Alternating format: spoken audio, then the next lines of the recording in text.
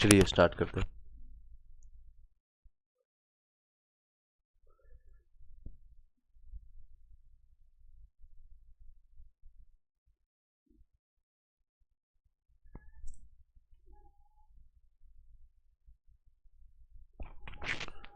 आप लोग को इससे पहले आपको कंप्लीट किया गया था, इसको हम आज स्टार्ट करते हैं आगे। डायफ्रेम, डायफ्रेम को आगे हम कंप्लीट करते हैं। हमारे फेफड़े के ठीक नीचे एक आपका आपका गुंबद के आकार का आपका पेशी पाई जाती है, जो कि बच और उदर को विभाजित करता है। इसको ही आप देख सकते हैं।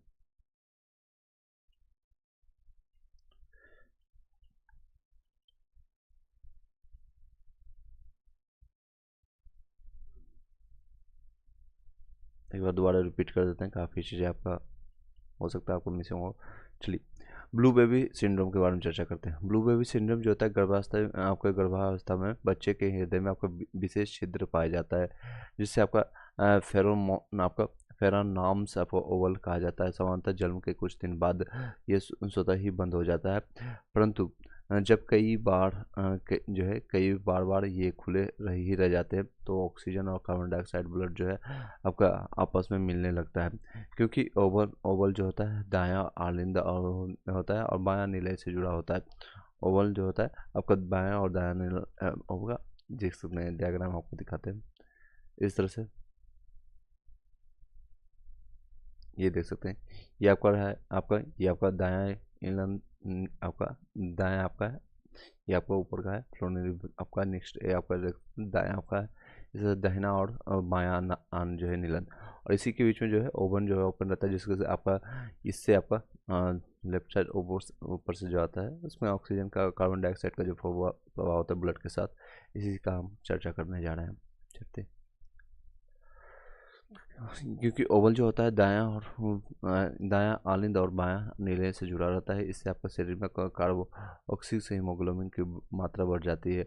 बच्चे के ओठ और पैर के आपका जो है तालु इस बीमारी में नीचे नीले नीले पड़ जाते हैं। नेक्स्ट देखते हैं, जलीय प्रदूषण। नाइट्रेट की अधिकता बच्चों में आपका ब्लू बेबी सिंड्रोम उत्पन्न करता है। किसके कारण? तो नाइट्रेट की अधिकता होने के कारण, जलीय आपको प्रदूषण में नाइट्रेट की अधिकता होने के कारण, अगर जल में अगर प्रदूषण की मात्रा है, उसमें नाइट्रेट की अधिकता होने से बच्चों में ब्लू बेबी सिंड्रोम उत्पन्न होता है। इसे आपका मेथमो आपका ग्लोबोन मेनिया भी कहा जाता है। इसे आपका मेधमो आपका ग्लोबो आपका मेनिया भी कहा जाता है। विभिन्न प्रकार के आपको जीवधारी और उनके हृदय के प्रकार के बारे में जानते हैं। सभी प्रकार का स्तन आपका धारी जो है, चार आपका कच्छ इसमें पाया जाता है। चार कच्छ वाला आपका हृदय पाया जाता है। जितने भी स्तनधारी हैं उसमें कितने प्रकार के कच्छ पाया जाता है? तो चार हृदय वाले कच्छ पाए जाते हैं। पक्षी में कितने होते हैं? पक्षी में आपका ये क्वेश्चन आपको डायरेक्टली पूछा जाता है। चलिए कंटिन्यू करते हैं। कोई क्वेश्चन आता है, डाउट रहता है तो आप पूछ सकते हैं। आपको वर्ड्स में जो है, आपका वर्ड्स में यानी पक्षी में आपका भी चार चैम्बर होता है, इसमें भी चार कक्ष पाए जाते हैं। सरीसृप में रेप्टाइल जिसको कहते हैं, आप बाद में आपको मगरमच्छ में आपके चार चैम्बर होते हैं। और जितने भी सरीसृप होते हैं, आप बाद इसको मगरमच्छ छोड़ करके इसमें तीन आलिंद पाए जाते हैं, देख सकते हैं। और इसमें चार आलिंद, इसको एक दो XYZ जिसे आप लोग डिवाइडेड करते हैं, इस तरह से आपका पाया जाता है। चार चैम्बर इसमें पाए जाते हैं। इसमें सरीसृप में आपका रेप्टाइल में तीन चैम्बर, आपका तीन कक्ष चैम्बर पाए जाते हैं। उभयचर आपका जो आपके एमबीपीएस में आपका तीन कच्छ पाए जाते हैं। उभयचर में तीन कच्छ पाए जाते हैं, तीन कच्छ। मछली में आपका जो है दो कच्छ ही पाया जाता है, इसमें दो कच्छ आपका हृदय पाया जाता है। मछली के हृदय में एक नीले और एक आलिंद होता है, इसलिए मछली के हृदय में आपका सदैव शुद्ध रक्त आपका कार्बन डाइऑक्साइड प्रवेश करता है। यही कारण है कि मछली के हृदय को सीरा हृदय कहा जाता है। आपका सीरा जो है, इसमें सीरा में आपका बीन्स में आपका कार्बन डाइऑक्साइड का प्रवाह होता है और शुद्ध आपका रक्त इसमें प्रवाहित होता है। और ये अलिंद जो चार चैम्बरों में आपका डिवाइडेड होता है, एक बार हमको डिवाइड देख सकते हैं, इस तरह से आपका रहता है। इस तरह से इसको चार चैम्बर में इसको डाइवर्ट करते हैं। ऊपर वाला का कहते हैं आपका दाहिना आलिंद, ये बायां आलिंद हो गया। नीचे वाले को नीले कहते हैं, ये आपका राइट हो गया, ये लेफ्ट पार्ट हो गया। इस तरह से चार चैम्बरों में ये डिवाइडेड है। चलिए आगे कंटिन्यू करते हैं।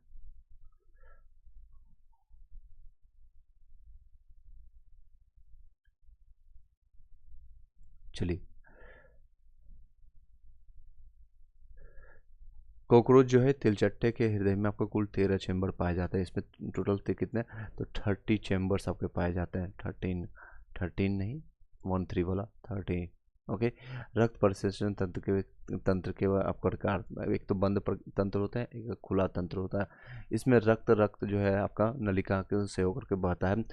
इस सभी एग्जाम्पल के रूप में सभी प्रकार का कैसे रुक प्रणाली जैसे कि जिसमें वर्बीवेट आपका रीढ़ की हड्डी जिसमें पाई जाती है, मछली, मनुष्य, इस सब में सभी प्रकार के सरीसृप में, मछली में, केचुआ में, ऑक्टोपस में आपका, और इसमें स्क्विड में आपको जो है, ये आपको याद रखिएगा, BBI है आपको, केचुआ, ऑक्टोपस और स्क्विड जो है पूछा जाता है कि किसमें बंद तंत्र इसमें पाया जाता है आपका परिसंचरण तंत्र, यानी कि आपको जो है रक्त परिसंचरण तंत्र के प्रकार।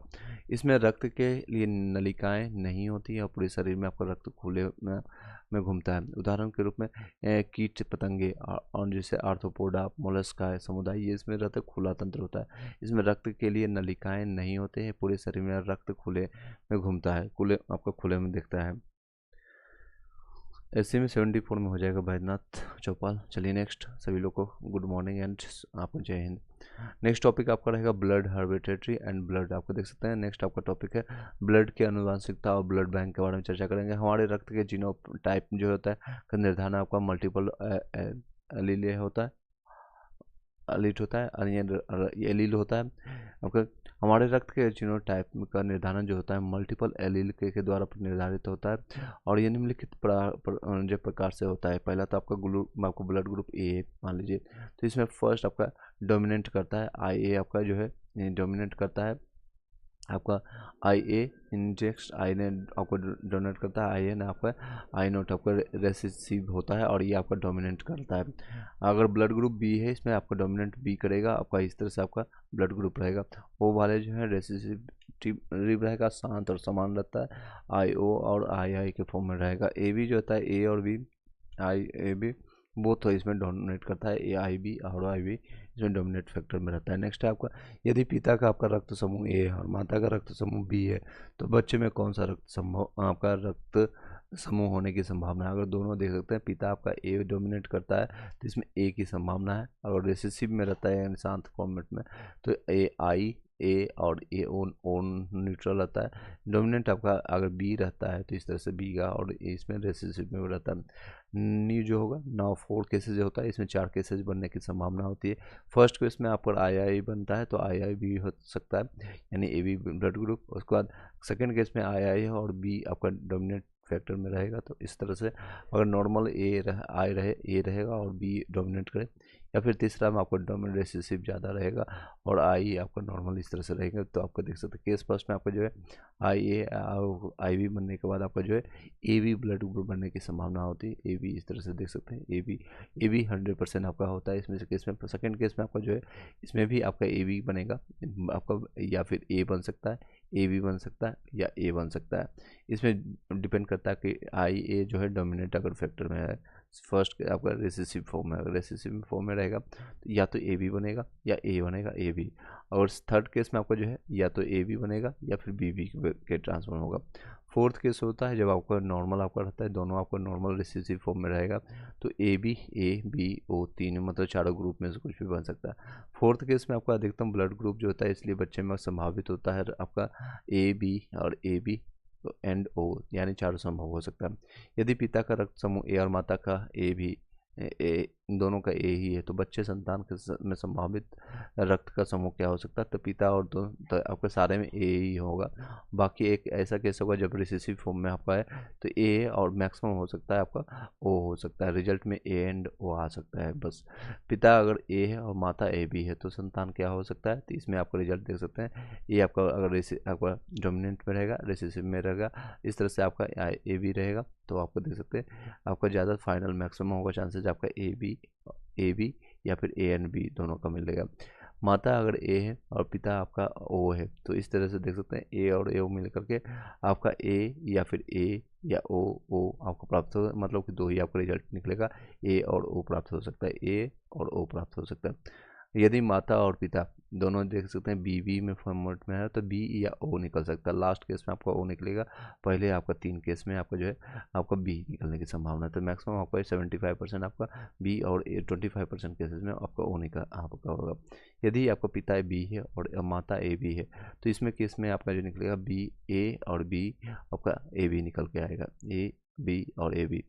और बी यदि है माता सॉरी पिता और माता ओ है तो आपका होगा बी और ओ होगा 75% 25%। ए और बी ए बी दोनों हैं, दोनों सेम ग्रुप में, तो ए बी ए ग्रुप भी हो सकता है, बी भी आपका ए और ए बी प्राप्त हो। यदि पिता ए बी है और माता ओ है तो आपका इसमें एंटीजन और आपका बनता है, इसमें से आपका सिर्फ और ए बी निकलने की सिर्फ संभावना होती है। माता और पिता दोनों ओ है तो आपका जो है संतान ओ ही प्राप्त होगा। नेक्स्ट नितेश आपका 82 में हो जाएगा जनरल में आपका पीजीटी हिंदी में। चलिए आगे कंटिन्यू करते हैं। क्वेश्चन है आपका, यदि इस तरह से देख सकते हैं कॉन्सेप्ट आपका, यदि RH प्लस है आपका और ये माता है RH नेगेटिव में है तो संतान किस तरह से आएगा। और आपका RH देख सकते हैं RH आपको पॉजिटिव में है, आपका रेडियंट में है, डोमिनेंट में रहता है। RH छोटा r में आपका, इसमें आपको बनने के बाद आपका 100% RH पॉजिटिव आने की संभावना होती है। R ये आपका बनने की संभावना है RH पॉजिटिव। नेक्स्ट है RR जो आपका है, इसमें आपका जो है 50% आपका है। सेकेंड केस में 50% चांस है कि पॉजिटिव वाला हो, 50% आपका नेगेटिव में होगा। सेकेंड केस है अगर दोनों आपका पॉजिटिव में है तो दोनों अगर पॉजिटिव में, पहले आपका नेगेटिव और पॉजिटिव में तो RH पॉजिटिव ज़्यादा चांसेस है, और सेकेंड केस में आपका 50% चांसेस आपका। थर्ड नेक्स्ट क्वेश्चन है दोनों पॉजिटिव है तो आपका संभावनाएं है कि 75% RH आपका जाएगा, RH प्लस में आएगा, और 25% चांसेस है कि RH आपका निगेटिव में आएगा। यदि माता और पिता दोनों नेगेटिव में है, RH नेगेटिव में है, तो इसमें आपका 100% RH नेगेटिव में ही चारों आएगा। छोटे r से इसको डिनोट करते हैं RR से। ब्लड बैंक के बारे में चर्चा करेंगे। ब्लड बैंक आपका इस तरह से देख सकते हैं, रक्त को लंबे समय तक आपको सुरक्षित रखने के लिए सामान्य आपका रूप में सोडियम, पोटेशियम और नाइट्रेट का आपका रसायन मिला करके 4 डिग्री सेंटीग्रेड जो कि 1 डिग्री से लेकर के 6 डिग्री तक हम पर 38 से आपका 42 दिनों तक, 38 से 42 दिन मतलब 1 घंटा, मतलब 1 महीने से थोड़ा सा ज़्यादा दिन आपको तक सुरक्षित रखा जा सकता है। ब्लड बैंक जो है हमारा जो ब्लड अगर डोनेट करते होंगे कई लोग तो ये मैक्सिमम यूज है इसका 40 से 42 दिन में, 38 से 42 दिन में इसका यूज कर लिया जाता है, और ये इसको मैक्सिमम इतने दिन तक सुरक्षित रखा जाता है। रक्त को लंबे समय तक सुरक्षित रखने के लिए सामान्य आपका रूप से किस में रखा जाता है, ये क्वेश्चन बनता है, तो सोडियम और पोटेशियम में। किस में रखा जाता है, तो सोडियम और पोटेशियम में रखा जाता है। और आपका जो है सोडियम पोटेशियम आपका पोटेशियम साइट्रेट रसायन मिला करके 4 डिग्री सेंटीग्रेड पर रखा जाता है। सोडियम और पोटेशियम साइट्रेट रक्त में कैल्शियम आयन जो है आपका, कैल्शियम आयन जो है को एक्टिवेट होने से रोकता है। रक्त कणिकांश में सर्वाधिक मात्रा में RBC इसमें होता है, रेड ब्लड सेल की होती है, और RBC को 6 डिग्री सेंटीग्रेड पर आपका 42 दिन तक रखा जा सकता है। तो ये आपका रखा जाता है 6 डिग्री सेंटीग्रेड पर। प्लाज्मा जो कि को -18 डिग्री सेंटीग्रेड पर 1 साल के लिए रखा जाता है। जब कोई भी ब्लड डोनेट करता है इसमें आपका दोनों मात्राएं होते हैं, प्लाज्मा और साथ ही साथ RBC की भी मात्रा होती है। तो RBC आपका लगभग मैक्सिमम 42 दिन यानी कि 6 वीक तक आप मान सकते हैं, 6 वीक। और प्लाज्मा जो है आपका -18 डिग्री सेंटीग्रेड पर 1 साल तक ये रखा जा सकता है। अकेले प्लेटलेट्स को रूम टेम्परेचर आपका 20 से 27 डिग्री पर रखा जाए तो कुछ सप्ताह तक रहता है। आपका नेक्स्ट है क्रायो प्रिजर्वेशन जो होता है, -100 से लेकर के +- आपका 150 डिग्री सेंटीग्रेड पर रक्त को कई सालों तक सुरक्षित रखा जाता है। नेक्स्ट ब्लड बैग, रक्त थैला के बारे में चलते हैं। रक्त थैला जो है ब्लड बैग जो होता है पूरी तरह से आपका बंद होता है, और यह अनलिमिटेड पॉलिस्टर जो होता है आपका PVC से बनाया जाता है। किसमें, यह लिमिटेड पॉलिस्टर से बनाया जाता है, PVC से बनाया जाता है। आपका इसमें देखेंगे तो 100 आपका जो है पहला आपका सिंगल वाला में 350 मिलीलीटर होता है, डबल वाले में 450 मिलीलीटर प्लस 150 मिलीलीटर, ये इसमें प्लेटनेट्स होता है 150 मिलीलीटर में। और नेक्स्ट है ट्रिपलेट में आपका 450 मिलीलीटर, फिर 150, फिर 150, इसमें ट्रिपलेट होता है। आपका फोर्थ वाला में देखेंगे तो पहले आपका इसमें 450 में WBC होता है, उसके बाद प्लाज्मा, फिर प्लेटलेट्स, फिर RBC है 150 होता है, 50 450 50 आपका एंड 100 आपका इसमें 50 होता है, यानी टोटल मिलाकर के देखेंगे तो लगभग आपका 600 मिलीलीटर आपको पहुँच जाएगा। महत्वपूर्ण तथ्य के बारे में जानते हैं, इसमें आपका बीट पर मिनट के बारे में जानेंगे, BMP। चलिए, हार्ट बीट जो होता है, हार्ट बीट आपका हृदय की गति जो होता है 72 पर मिनट होता है। 1 मिनट में आपका 72 बार आपका धड़कता है, बीट पर मिनट है, यानी हर मिनट में आपका जो है बीट कितना करता है, धड़कने का काम करता है 60 सेकेंड में आपका 72 बार का होता है। अगर सेकेंड की बात करें, एक सेकेंड में लगभग 1.2 गुना आपका धड़कता है, 10 सेकेंड में 12 बार। सिंपल भाषा में नवजात शिशु का जो हार्ट बीट होता है आपका 70 से लेकर के 190 आपका BMP होता है, बीट पर मिनट। 5 से 6 साल का बच्चा जो होता है 80 से लेकर के 120 आपका होता है। और पोटेशियम आपका हृदय को नियंत्रित करता है, पोटेशियम जो है हृदय की गति को नियंत्रित करने का काम करता है। आरिफ आपका 82 में EBC में हो जाएगा मैथ्स में स्टेटिस्टिकली। चलिए आगे कंटिन्यू करते हैं। सोडियम जो है रक्त दाब को नियंत्रित करता है। सोडियम आपका रक्त दाब को यानी ब्लड प्रेशर को आपका कौन करता है, सोडियम आपका करता है। और हृदय की गति को अगर नियंत्रित करने का काम करता है तो कौन, पोटेशियम करता है। हृदय गति पोटेशियम, आपका रक्त आपका ब्लड प्रेशर को करता है आपको नियंत्रित, कौन करता है, तो सोडियम करता है। नेक्स्ट मस्तिष्क का भाग जो है मेडुला आपका जो आल्वगेडा होता है, आल्वगेडा हृदय की गति धड़कना को नियंत्रित करता है। कॉर्निया एक मात्र अंग यानी अंग का भाग है जो बिना रक्त में जीवित होता है। कॉर्निया आप लोग का जो होता है, और यही कॉर्निया जो होता है जब आप इंसान कोई भी अंग दान करता है या आँख का दान करता है, आपके शरीर मृत्यु होने के 4 घंटा या 5 घंटा 6 घंटा तक ये जीवित रहता है, और इस भाग में कोई रक्त का प्रवाह नहीं होता है। बीच में आपका इसको निकाल करके इसको चेंज किया जाता है। महिलाओं की हृदय गति तुलनात्मक रूप से आपका ज़्यादा होती है, ज़्यादा आपका हार्ट बीट होता है, इसमें ब्लड प्रेशर की समस्या और या फिर हृदय गति, हार्ट के प्रॉब्लम्स इसमें ज़्यादा देखा जाता है। एजुकेशन मतलब जय हिंद। चलिए, दिन भर में लगभग 1 लाख बार आपका हृदय धड़कता है। अगर पूरे 24 घंटा की बात करें तो आपका 1 लाख बार आपका दिल आपका धड़कता है। रक्त में से आपका प्लाज्मा को अलग करके सूखा पाउडर आपको बना लेते हैं। बाद में आसूत गैस यानी डिस्टिल्ड वाटर मिला करके प्लाज्मा चढ़ाई जाती है। रक्त में प्लाज्मा अलग करके आपका सूखा पाउडर बना लेते हैं। बाद में आसूत गैस यानी डिस्टिल्ड वाटर मिला करके प्लाज्मा चढ़ाई जा सकती है। नेक्स्ट है आपका फ्लूरोकार्बन जिसको कहते हैं, पर आपका फ्लूरोकार्बन जो होता है पॉली विनाइल आपका जो है पायरोलिडाल आपका जो है पॉलीविडाल जिसको कहते हैं, रसायन का उपयोग कृत्रिम रक्त के रूप में किया जा सकता है। ये नेक्स्ट टॉपिक हम चलेंगे। आपका नेक्स्ट टॉपिक देख सकते हैं, मानव श्वसन तंत्र आपका हो गया। नेक्स्ट टॉपिक आपका है मानव श्वसन तंत्र।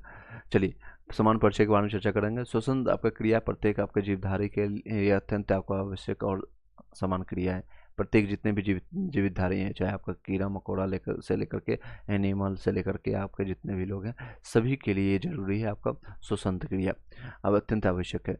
जब सांस लेते हैं तो ऑक्सीजन युक्त आपका ग्रहण करते हैं और कार्बन डाइऑक्साइड युक्त आपका हवा को बाहर निकालते हैं। यह समान प्रक्रिया जो होता है ब्रीथिंग कहलाती है, आपका श्वसन क्रिया कहलाती है। जब हम सांस खींचते हैं तो हमारे फेफड़े का आयतन बढ़ जाता है और शरीर का वजन जो है थोड़ा बढ़ जाता है, थोड़ा सा बढ़ता है, ये नहीं कि आपका 50 किलो 100 किलो बढ़ जाएगा। श्वसन क्रिया हमारी कोशिका में आपका संपन्न होती है, तो और यह एक प्रकार की आपका विघटनकारी आपका कैटाबॉलिक क्रिया है जिसमें आपको ग्लूकोज का विघटन होता है और ATP कार्बन डाइऑक्साइड और जल वाष्प बनाते हैं। इस प्रक्रिया के दौरान हमारे शरीर का वजन घटता है। फिर से बताते हैं, श्वसन क्रिया हमारे कोशिका को में संपन्न होती है। ये एक प्रकार की विघटनकारी यानी कैटाबॉलिक आपका क्रिया है। इसमें आपका ग्लूकोज का विघटन होता है और ATP और कार्बन डाइऑक्साइड जल वाष्प बनते हैं। इस प्रक्रिया के दौरान आपका हमारे शरीर का वजन जो है घटता है। नेक्स्ट प्रमुख आपको श्वसन अंग मेजर आपका रेस्पिरेटरी के बारे में जानते हैं, देख सकते हैं आपका इस तरह से आपका है। ये आपका नसिका से हम लेते हैं, नाक के द्वारा हम सांस लेते हैं, उसके बाद आपका ग्रसनली आपका फेरेक्सिन के दूर जाता है और ये आपका श्वसन यंत्र है, श्वसन लैरेक्सिन आपका होता है और इसमें आपका देख सकते हैं। और ये आपका इस तरह से रहेगा वायुकोश और ये एल्वियोली है और ये आपका रहेगा आपका अवतल कान जिसको कॉन्केव सर्कल जिसको कहते हैं। उसके बाद हृदय यहाँ पर लगा रहता है, यहाँ पर जो है आपका हृदय हृदय लगा रहता है। ये आपका नेक्स्ट है, यहाँ देखेंगे तो आपका ट्रैकिया आपका जो पाया जाता है, इन वातानली आपका है, श्वसनली आपका ब्रोची आपका पाया जाता है, बाहर परत आपका जो होता है प्लूरा आपका। और यहाँ नासिका के बारे में चर्चा करते हैं। नासिका, हमारे नाक में 2 छिद्र होते हैं जिन्हें नॉस्ट्रिक कहा जाता है और नाक अस्थि और उपास्थि के संयोजन से बनती है। किसके? एक तो अस्थि और उपास्थि के संयोजन से बनते हैं। ये देख सकते हैं, एक तो उपास्थि जो होता है पीछे का जो भाग होता है थोड़ा कठोर होता है, और आप अपने नाक को अगर भागे देखेंगे, और ये आगे का भाग जो होता है आपका मुलायम होता है, और जो बार बार नाक को छूते हैं। सलमान खान क्या करता है? बार बार नाक को छूते हैं और अपने आप को स्टाइल मारता है, यहीं से करता है। चलिए, हमारे नाक में आपके कुल 2 हड्डियां होती है। इसमें आपका पहला तो आपका ग्रसनली। ग्रसनली श्वसन तंत्र का आपका मुख्य भाग ही नहीं है, परंतु यह पाचन तंत्र का हिस्सा है। जो है ग्रसनली के बारे में चलते हैं। ग्रसनली जो श्वसन तंत्र ये का मुख्य भाग नहीं, परंतु आपका ये पाचन तंत्र का हिस्सा है, बल्कि यह हमारे द्वारा ली गई हवा का माध्यम प्रदान करती है ये। ठीक है, नेक्स्ट है ग्रसनली या वातनली के बीच में आपका स्वर तंत्र पाया जाता है। इसने तारनुमा छोटे छोटे स्वर आपका कोश या वोकल कोड आपका होता है। कंपन उत्पन्न होने के बाद ध्वनि आपको बाहर आपको आती है। नोट करने वाली बात है, स्वसर को आपको स्वर कोश के ऊपर, यानी जो आपका जहाँ से स्वर आपका निकलता है, ये देख सकते हैं, ये आपको स्वर वोकल कोड जिसको कहते हैं। लैरिक्स से आपका नेक्स्ट से इसको कहेंगे, यहाँ से आवाज़ निकलती है जो आपका कंठ जिसको कहते हैं सिंपल भाषा में। आपको स्वर कोश के ऊपर एक आपका ढक्कन नुमा आपका संरचना पाई जाती है, जिससे आपका एपिल एपिग्लोस्टिक कहा जाता है। इसको एपिग्लोस्टिक इसको कहा जाता है। बोलते समय एपिग्लोस्टिक खुल जाता है और खाते समय एपिग्लोस्टिक बंद हो जाता है। एपिग्लोस्टिक आपका बंद हो जाता है, इसलिए खाते समय बोलने पर खांसी आ जाती है। इसलिए आप लोगों को सजेस्ट भी किया जाता है, बड़े बुजुर्ग लोग कहते भी हैं, आपके दादा मामा चाचा, कि खाते समय नहीं बोला करते हैं बच्चे, नहीं तो आपके क्या है, एपिग्लोस्टिक जो है जो बंद है वो आपको खुल जाएगा, जिसके कारण आपकी दोनों मतलब नाक में कभी कभी आपके जो है चावल दाल आपका रोटी जो खाते हैं ऊपर चला जाता है, और आपको खाने में दिक्कत होती है, कई बार इससे मृत्यु भी हो जाती है। फिर से बताते हैं, सुसर कोश के ऊपर आपका एक ढक्कन नुमा आपका संरचना पाई जाती है, जिसमें आपका एपिग्लोटिस कहा जाता है। बोलते समय एपिग्लोटिस जो होता है खुल जाता है, आपका बोलते समय खुल जाता है, और जिसे हम अभी बोलकर आपको पढ़ा रहे हैं समझा रहे हैं, तो ये हमारा एपिडर्मिस आपका जो है खुल जाता है। और यही हम खाने के लिए हम बैठ जाए, कुछ भी खाने के लिए ना, आपका ब्रेकफास्ट लंच या फिर डिनर खाते समय जो है आपके एपिग जो लोटिस जो है बंद हो जाता है। एपिग्लोटिस आपका जो बंद हो जाता है, और इसलिए खाते समय बोलने पर खांसी आ जाती है।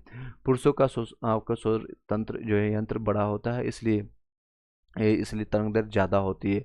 आवृत्ति कम होने के कारण इसलिए आपका तारत्व जो है पिच्चू जो घट जाता है, और आवाज़ मोटी हमारी होती है। पुरुषों की जो होगी देखिए जनरली मोटी आवाज़ आती है, और महिलाओं की जो है छोटी है, क्योंकि उनका जो है आपका जो है पिच जो होता है, यानी तारत्व जिसको कहते हैं वो बढ़ा रहता है। पिच जो होता है यानी उनका आवृत्ति जो होता है थोड़ा ज़्यादा होता है पुरुषों से। स्वर तंत्र देखेंगे, पुरुषों का स्वतंत्र ज़्यादा होता है, आवृत्ति भी ज़्यादा होता है, सॉरी तरंग दैर्घ्य भी ज़्यादा है, वेवलेंथ जिसको कहते हैं। सौर यंत्र भी बड़ा है, और ये आपका तरंग दैर्घ्य भी ज़्यादा है, साथ ही साथ आवृत्ति कम है और पिच ज़्यादा है, इसलिए मोटी आवाज़ आती है। इसका ठीक उल्टा होता है महिलाओं के साथ। महिलाओं का स्वतंत्र छोटा होता है, और इसलिए आपका जो है तरंग दैर्घ्य भी छोटी होती है, आवृत्ति और पिच जो है कम छोटी होती है, इसलिए आपकी आवाज़ जो है पतली और सुरीली होती है, पतली और सुरीली। देख सकते हैं महिला का स्वतंत्र कम है, और तरंग दैर्घ्य यानी वेवलेंथ कम है, आवृत्ति यानी फ्रीक्वेंसी ज़्यादा होता है, पिच आपका इनका थोड़ा ज़्यादा होता है, आवाज़ पतली और सुरीली होती है। सही में सुरीली होती है? आप लोग बताइएगा। नेक्स्ट है सौर यंत्र जो है के ठीक सामने एक उपास्थि यानी कार्टेज जिसको कहते हैं, कार्टेज जो आपका यूज करते पाई जाती है। कार्टेज वो नहीं है जो आपका यूज किया जाता है आपका स्कैनर में या फिर आपका प्रिंट आउट करने के दौरान, ये आपका कार्टेज दूसरा है। ठीक है, सौर यंत्र के ठीक सामने एक उपास्थि जिसको कार्टेज कहा जाता है पाई जाती है, जिसे आपका एडम्स एप्पल कहते हैं। एडम्स एप्पल जो होता है बच्चों में नहीं, बल्कि जो ये एडल्ट हो जाते हैं, एडम्स नाम से ही पता चला, एडम यानी एडल्ट हो गया 18+। एडम एप्पल जो है टेंडुला जिसको कहते हैं हिंदी में, टेंडुला आपका कहते हैं। ये आपका सौर यंत्र को सुरक्षित करता है। बच्चों का जो है खासकर जब बच्चे युवा अवस्था से यंग होना शुरू हो जाते हैं, यानी 18+ होना शुरू हो जाते हैं, टीनेजर हो जाते हैं, तो उनकी वॉइस जो है चेंजेज हो जाती है। ये सारे एडम एप्पल्स के कारण, और वोकल कोड के ऊपर डिपेंड करता है, उनका आवाज़ जो है चेंज हो जाता है। नेक्स्ट है ट्रैकिया यानी बातनी के बारे में चर्चा करेंगे। यह सी आकार का आपका हेलेना आपका कार्टिलेज से निर्मित एक पाइप होती है, जिसके द्वारा हवा का आवागमन होता है। बात नली जो होता है स्थिर होती है और अर्थात आपस में चिपकती नहीं है। आगे चल करके बात नली में दो हिस्सा में विभाजन होते हैं, जिन्हें आपका ब्रोचरी यानी शोषनली कहा जाता है। ब्रोचरी फेफड़े में कई भागों में विभाजित हो जाती है, इन्हें श्वास नलिका कहा जाता है। नेक्स्ट है वायुकोश, जिसको कहते हैं एल्व्यूल। वायुकोश फेफड़े की क्रियात्मक और संरचनात्मक इकाई है, लाखों की संख्या में फेफड़े में मौजूद होती है। यहीं पर गैसों का विनिमय होता है और अर्थात आपका ऑक्सीजन रक्त में मिश्रित होती है, कार्बन डाइऑक्साइड से इसका बाहर निकलता है। फिर से बताते हैं, वायुकोश जो होता है, वायुकोश यानी जिसको कहते हैं इंग्लिश में एल्व्यूली इसको कहते हैं इंग्लिश में। आलम आपका टीजीटी में का आंसर क्या है बताएं। चलिए, वायुकोश आपका जो है फेफड़े की क्रियात्मक और संरचनात्मक इकाई है और लाखों की संख्या में फेफड़ों में मौजूद होते हैं। यहीं पर आपका गैसों का विनिमय होता है, अर्थात आपका ऑक्सीजन जो है ऑक्सीजन रक्त में मिश्रित होती है, कार्बन डाइऑक्साइड आपको उनसे बाहर निकल जाती है। कार्बन डाइऑक्साइड जो है रक्त से बाहर निकलती है। देख सकते हैं इस तरह से आपका जो है वोकल कॉर्ड आपका कार्बन डाइऑक्साइड और प्लस ब्लड यहाँ से निकल आके और यहाँ से ऑक्सीजन प्लस ब्लड आपका जाती है। नोट करने वाली बात है, फेफड़ों से संबंधित आपका बीमारी पड़ा है, आपका वायुकोश को प्रभावित करता है। चलिए नेक्स्ट टॉपिक हम फेफड़ा के बारे में चर्चा करते हैं। फेफड़ा, चलिए यहाँ तक कोई डाउट है तो पूछ सकते हैं।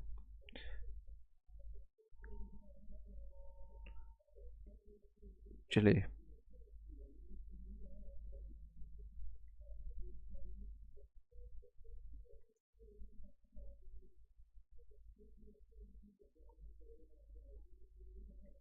आंसर की आएगा आज, संभावनाएं हैं, देख सकते हैं। जो भी अपडेट आएगा मैं बता दूंगा। अभी तक कोई अपडेट यहाँ पर दे सकते हैं, कुछ भी नहीं है। चलिए आगे कंटिन्यू करते हैं। फेफड़ा, हमारे पास दो फेफड़े होते हैं और दाहिना फेफड़ा बाएं से बड़ा और चौड़ा होता है।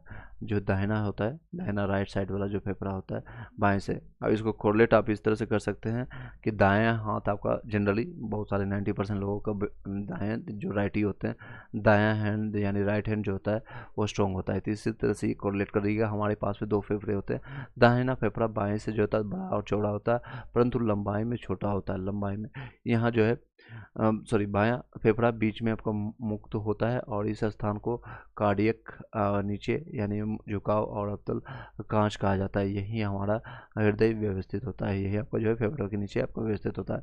फेफड़े का रंग हल्का गुलाबी होता है और बाह्य परत जो होता है प्लूरा होता है। प्लूरा आपको कहलाती है। श्वसन और श्वसन प्रणाली, समान ब्रीथिंग यानी श्वसन क्रिया में आपको कार्बन डाइऑक्साइड ऑक्सीजन का आदान प्रदान होता है। इस दौरान दो स्थितियां उत्पन्न होती है। पहला तो आपका निःश्वसन यानी इंस्पिरेशन, वायुमंडल से ऑक्सीजन युक्त हवा को फेफड़े में खींचना, इसको कहते हैं इंस्पिरेशन। आपका नेक्स्ट है आपका अच्छ श्वसन यानी एक्सपायरेशन, फेफड़े से आपका कार्बन डाइऑक्साइड युक्त हवा को बाहर निकालना। एक्सपिरेशन नाम से पता चल रहा है बाहर फेंकना। निःश्वसन इंस्पिरेशन से आपको पता चला ऑक्सीजन को लेना। वायुमंडल से है जो ऑक्सीजन युक्त जो हवा को फेफड़े में खींचना, फेफड़े में लाना। इस दौरान जो है फेफड़े का आयतन जो बढ़ जाता है, अधिक हो जाता है, क्योंकि जब कुछ किसी को लेंगे तो आपको स्पेस रहेगा तभी तो लेंगे, तो आपका जो है आकार जो है यानी वॉल्यूम आपको बढ़ेगा और थोड़ा अधिक बढ़ जाता है, थोड़ा आयतन जो है बढ़ जाता है। इस दौरान फेफड़े का आयतन जो है जब किसी को छोड़ेंगे तो आपका जो है घर का स्थान जो है खाली हो जाएगा। इस तरह से कोरिलेट कर सकते हैं। आपका जो है फेफड़े का आयतन जो है कम हो जाता है, वॉल्यूम कम हो जाता है। इस दौरान जो है आपका यानी सांस लेने के दौरान जो है हमारे फेफड़े का जो वायु दाब जो है वायुमंडल के वायु दाब से कम हो जाता है। कम होने के कारण जो आप लोग को भली बातें पता है, वायुमंडल का प्रेशर जब जब जो है ज़्यादा से कम की ओर जाती है, यानी 1 से लेकर के आपका 3 mmHg होता है। इस दौरान जो होता है आपका फेफड़े का वायुमंडल दाब से ज़्यादा हो जाता है, आपका 1 से 3 mm से ज़्यादा हो जाता है। इसमें जब हम सांस ले रहे होते हैं तो आपका 21% ऑक्सीजन हम लेते हैं लगभग, इससे क्वेश्चन आता है देखिएगा। नेक्स्ट और 78.09% आपका नाइट्रोजन ये स्थिर रहता है। 78.09% और छोड़ने के समय भी स्थिर रहता है। ये क्वेश्चन आपका बनता है। और 0.03% आपका जो है कार्बन डाइऑक्साइड भी लेते हैं साथ ही साथ, लेकिन जब छोड़ते हैं, सांस छोड़ते हैं तो चेंज हो जाता है। आपका ऑक्सीजन जो बचता है आपके पास 17%, आपका 4% का ह्रास हो जाता है। ये 4% कहाँ जाता है, तो कार्बन डाइऑक्साइड के पास जाता है। तो क्वेश्चन आप लोग से इस तरह से बनेगा, आप SCRT NCERT अगर बनाएंगे या फिर BPSC के प्रीवियस ईयर क्वेश्चन पेपर किसी भी एग्जामिनेशन का उठाएंगे तो आपको पता चलेगा। तो कौन सा आपका एक क्वेश्चन बनता है यहाँ से, सांस लेते हैं और सांस छोड़ते हैं तो कौन सा आपका जो है तत्व जो है सिम मतलब कि आपका जो है सेम रह जाता है। तो एक तो नाइट्रोजन आंसर हो जाएगा इसका। और दूसरा क्वेश्चन आप लोग से ये बनेगा कि जब हम ऑक्सीजन लेते हैं यानी कि सांस लेते हैं तो कौन सा तत्वों का ह्रास होता है, तो आपका ऑक्सीजन का ह्रास होता है, 4% का ह्रास हो गया।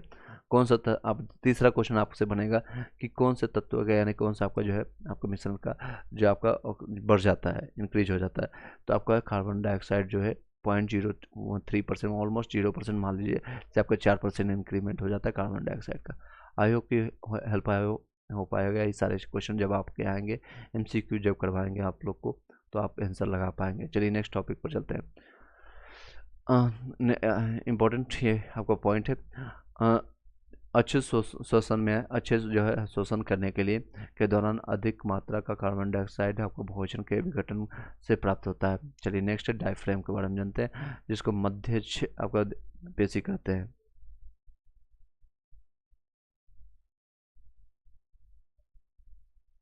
चलिए आगे कंटिन्यू करते हैं। डायफ्राम हमारे फेफड़े के ठीक नीचे एक आपका गुंबदाकार आपका पेशी पाई जाती है जो कि बच्चा और उदर को विभाजित करता है। डायफ्राम के सिकुड़ने और फैलने से फेफड़े को वायुदाब में परिवर्तित होता है, जिसे आपका देख सकते हैं। ये आपका ऊपर जाने पर, ऊपर जो सिकुड़ जाता है, ऊपर जाने पर फेफड़े का वायुदाब जो है अधिक हो जाता है। नीचे जाने पर फैलाव हो जाता है, वायुदाब का फेफड़े का वायुदाब जो है कम हो जाता है, इसमें प्रेशर आपका कम जाता है। आपका जो है इस डायफ्राम जब नीचे की ओर जाता है तब प्रेशर आपका कम जाता है, ठीक है। और जब ऊपर जाते हैं तो आपका प्रेशर आपका बढ़ जाएगा, ठीक है, प्रेशर बढ़ जाएगा, सिकुड़न हो जाता है और यहाँ फैल जाता है यहाँ पर। चलिए नेक्स्ट, यहाँ पर सिकुड़न का इस तरह से दिया गया। नेक्स्ट आपका टॉपिक है आपका कोशिका शोषण है। कोशिकीय शोषण, सेलुलर आपका रेस्पिरेशन करेंगे। बड़े जीव में आपका मानव बैल इस समय पाया जाता है आपका, ये देख सकते हैं। अन्य नाम इसका है ऑक्सी शोषण प्रक्रिया यानी वायुवीय एरोबिक जिसको कहते हैं इंग्लिश में। कोशिका के भीतर ऑक्सीजन की उपस्थिति में यह शोषण प्रक्रिया संपन्न होती है। किसके उपस्थिति में, तो ऑक्सीजन की उपस्थिति में। इस दौरान आपका भोज्य पदार्थों का वो पूर्ण विघटन हो जाता है। जब हम शोषण लेते हैं, ऑक्सीजन लेते हैं, तो आपको क्या होता है, आपका जो है विघटन होता है, आपका भोज्य पदार्थों का पूर्ण विघटन हो जाता है और हमें अधिक मात्रा का ATP प्राप्त होता है। नेक्स्ट और इम्पोर्टेंट पॉइंट है, ऑक्सीशोषण जो होता है प्रक्रिया में साइटोप्लाज्म और माइटोकॉन्ड्रिया दोनों भाग लेते हैं। ऑक्सीशोषण प्रक्रिया में आपका साइटोप्लाज्म और माइटोकॉन्ड्रिया दोनों भाग लेते हैं। साइटोप्लाज्म केंद्रक इसमें माइटोकॉन्ड्रिया इसमें पाए जाते हैं, यानी ऑक्सीजन O2 C6 आपका H12O6 पाया जाता है। साइटोप्लाज्म से आपका ATP का निर्माण होता है जो कि आपका ऊर्जा। माइटोकॉन्ड्रिया आपका कंप्लीट ब्रेकडाउन ऑफ ATP को ब्रेक डाउन करने का काम करता है। ये दोनों ATP का काम करता है। आई होप ये समझ पाएंगे, रिवीजन पर्पज से सारी चीज़ बता रहे हैं आपको, बताइएगा। चलिए नेक्स्ट अनॉक्सी आपका अवायवीय आपका जो होता है, इसमें वायु की मात्रा नहीं होती है। अवायवीय आपका नाम से पता चला है, शोषण आपका ऑक्सीजन की अनुपस्थिति होता है। यहाँ पर नाम से पता चल रहा है अवायवीय, इसमें वायु की है नहीं, तो यानी ऑक्सीजन की अनुपस्थिति की में यह शोषण प्रक्रिया संपन्न होती है। इस दौरान आपका ग्लूकोज का पूरा विघटन नहीं हो पाता है और सामान्य कम मात्रा में ATP का प्राप्त होता है। ग्लूकोज इसमें देख सकते हैं, ऑक्सीजन रहता नहीं है, ethyl alcohol plus carbon dioxide plus ATP का निर्माण होता है और वो कम मात्रा में होता है। आपका जो है अनॉक्सी जिसको कहते हैं, शोषण प्रक्रिया में केवल साइटोप्लाज्म उपस्थित होता है, भाग लेता है। यह प्रक्रिया प्राय सूक्ष्म जीवों में संपन्न होते हैं इन्हें इससे ऊर्जा प्राप्त होती है। यह सूक्ष्म जीव छोटे छोटे आपका माइक्रो ऑर्गेनिज्म है, उसमें उन लोगों को बेनिफिट होता है। देख सकते हैं ग्लूकोज आपका है, अनॉक्सिक आपका ऑक्सीजन की उपस्थिति नहीं है, अनॉक्सिक शोषण होता है और ये आपका बनता है C2H5OH बनता है ह्यूमन बॉडी से। उसके बाद लैक्टिक एसिड का निर्माण होता है, फिर आपका क्रैम्प यानी खिंचाव, जलन, देह में आपका दर्द, ये सारे आप स्टार्ट हो जाते हैं। नेक्स्ट है कार्बन डाइऑक्साइड, कीट और बैक्टीरिया में एमिनो एसिड प्राप्त होता है और अमोनिया का निर्माण होता है, आपका अमोनिया की गंध से प्राप्त होता है। नेक्स्ट चलते हैं, आपका हमारा हीमोग्लोबिन ऑक्सीजन का परिवहन करता है और आरबीसी के साथ होता है। जल में ऑक्सीजन की घुलनशीलता तुलनात्मक रूप में कम हो जाती है और हमारी प्लाज्मा में 90% पानी होती है, इसलिए हमारी प्लाज्मा में ऑक्सीजन नहीं घूमती है। केचुआ के प्लाज्मा में ऑक्सीजन घुली होती है। ठीक है, समझ गए होंगे। हमारी हीमोग्लोबिन ऑक्सीजन का परिवहन करता है आरबीसी के साथ। जल में ऑक्सीजन के जो है घुलनशील तुलनात्मक रूप से कम होता है। जल में जो है आपका ऑक्सीजन कम मात्रा में होती है, देख सकते हैं H2O का फॉर्मूला अगर देखेंगे तो आपका हाइड्रोजन की मात्रा ऑक्सीजन की मात्रा से डबल होता है और हमारी प्लाज्मा में 90% पानी होता है, इसलिए हमारे प्लाज्मा में ऑक्सीजन नहीं घुलती है हमारे प्लाज्मा में, और केचुआ के प्लाज्मा में ऑक्सीजन जो है घुली होती है।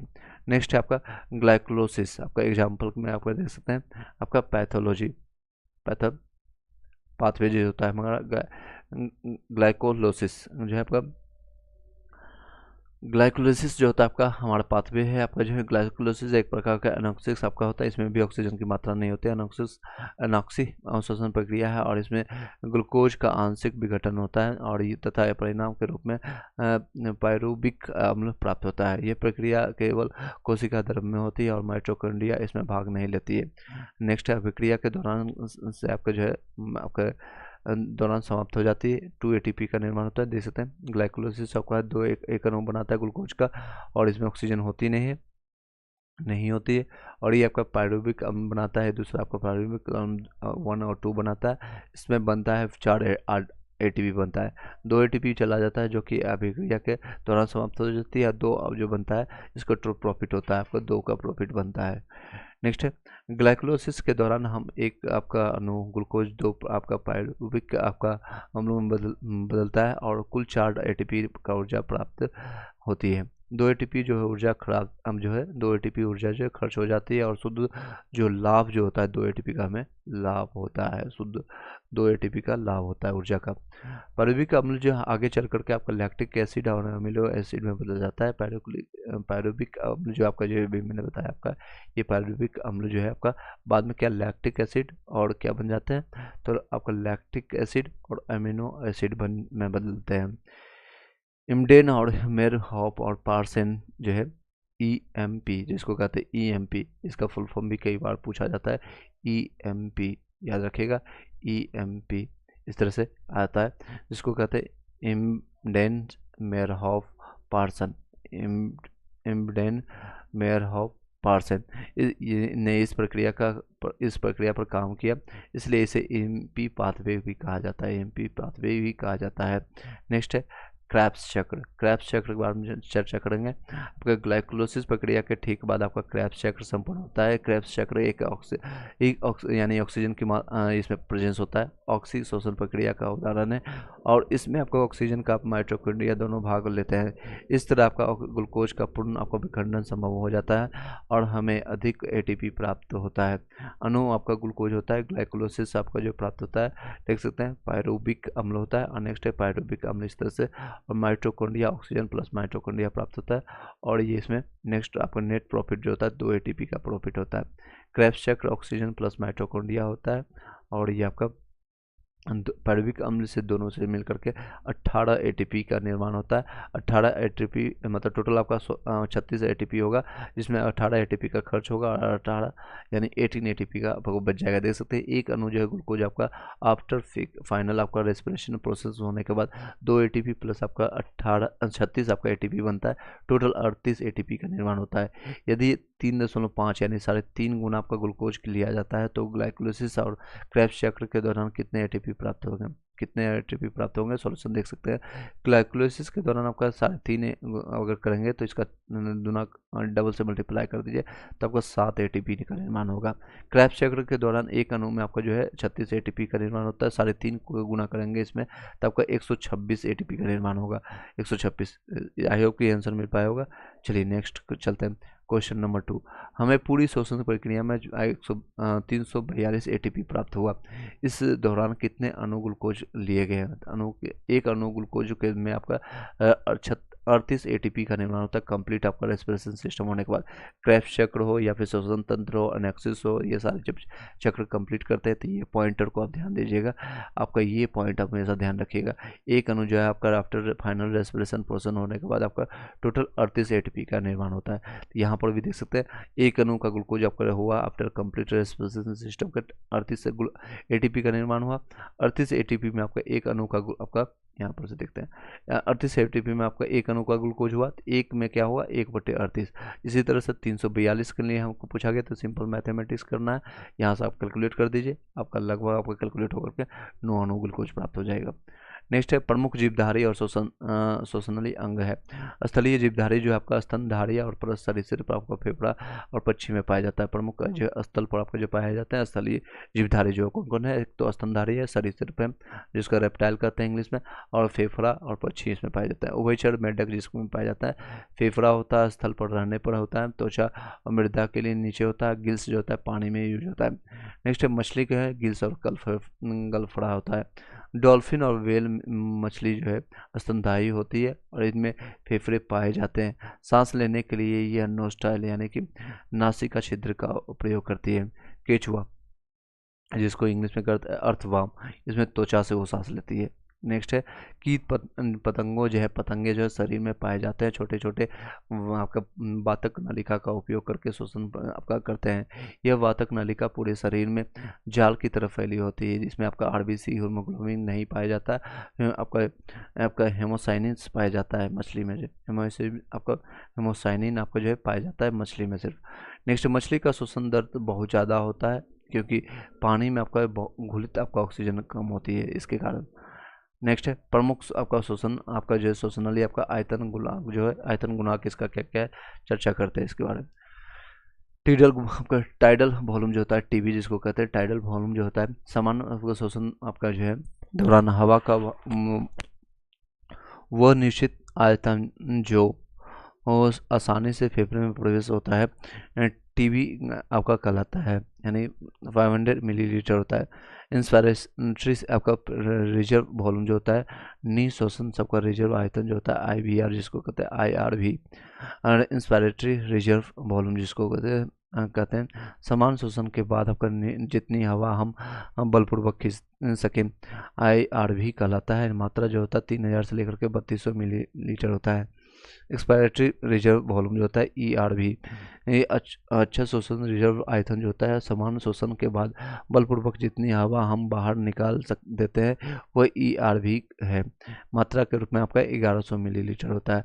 नेक्स्ट है रेजिडुअल आपका वॉल्यूम होता है आरवी जिसको कहते हैं फेफड़े में मौजूद वो मात्रा जो रिजर्व रहती है उसको कहते हैं रेजिडुअल अवशेष आपका जो है वॉल्यूम वायु गुणांक होता है। फिर से बताते हैं रेजिडुअल वॉल्यूम किसको कहते हैं आरवी, फेफड़े में मौजूद वो मात्रा जो रिजर्व रहती है अवशेष वायु गुणांक कहलाती है, मात्रा 1200 मिलीलीटर होता है।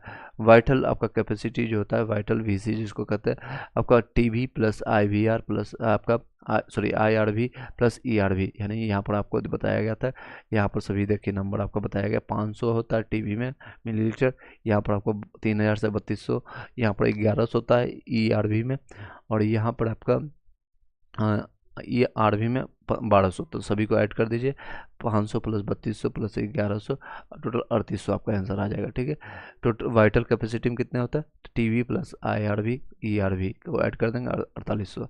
नेक्स्ट है टोटल लंग यानी फेफड़े में कैपेसिटी कितना होता है, टोटल लंग कैपेसिटी आपका बीसी प्लस आरवी होगा 4800 प्लस 1200 आपका जो है ये लास्ट वाला आपका आरवी को ऐड कर देंगे, इसमें आपका आ जाएगा 6000 मिलीलीटर यानी 6 लीटर के आसपास होगा। हमारे फेफड़े की पूरी क्षमता जो है 5 से 6 लीटर वायु प्रति मिनट आपका की है, और इसे हम स्पायरोमीटर से नापते हैं। इसको हम क्या किससे नापते हैं स्पायरोमीटर से नापते हैं। हमारे फेफड़े की पूरी क्षमता 5 से 6 लीटर वायु प्रति मिनट आपका होता है, प्रति मिनट हम 5 से 6 लीटर वायु हम लेते हैं और ये हम स्पायरोमीटर से मापते हैं। महिलाओं के फेफड़े की क्षमता तुलनात्मक रूप से कम होती है, प्रति मिनट जो है आपका 16 से 18 बार हम सांस लेते हैं प्रति मिनट, यानी 60 सेकेंड में हम कितनी बार सांस लेते हैं तो लगभग 16 से 18 बार ऑन एन एवरेज लेते हैं। श्वसन से जुड़ी यहाँ पर प्रमुख बीमारियाँ क्या क्या है। नेक्स्ट है आपका पहले बीमारियों के बारे में चर्चा करते हैं। आपका न्यूमोनिया जो होता है न्यूमोनिया हमारे वायुकोष यानी एल्वुली जिसको वायुकोष में जो है वायुकोश में आपका संक्रमण और सूजन से उत्पन्न होता है। निमोनिया हमारे वायुकोश यानी कि वायुकोश में संक्रमण और सूजन यानी ज़्यादा संकुचित हो जाता है, कंप्रेस हो जाने के कारण होता है।